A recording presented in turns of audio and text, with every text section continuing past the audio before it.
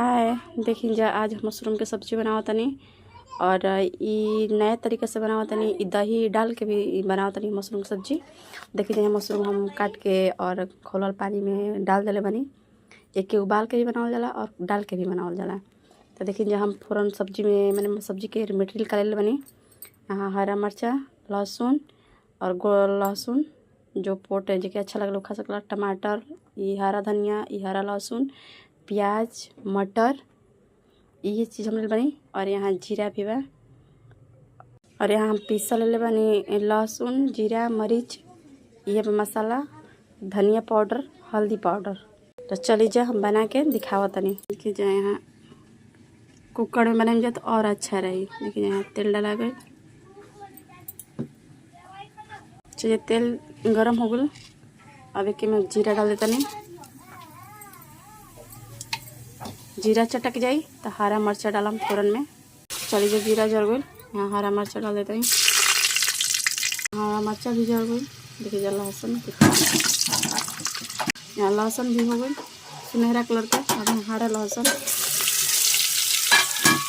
अब यहाँ हरा लहसुन भी हो गई सुनहरा कलर के। यहाँ प्याज डलाई,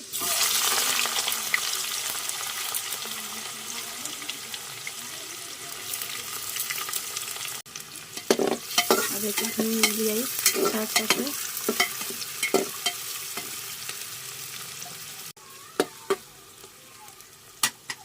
एक ढक के भूज लिया प्याज। देखिए प्याज गले खातिर हल्का नमक डाल दिया। प्याज गले खातिर से चला लिए।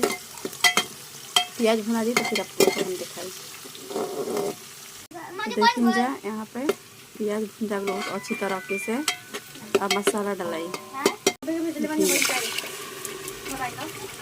मसाला को अच्छी तरह से भून लिया। फिर मसाला भुने तब तक चलिए देखिए यहाँ मसाला हमारा भुना गई।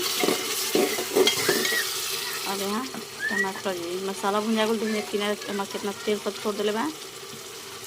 यहाँ टमाटर डाल दिया, भून दिया।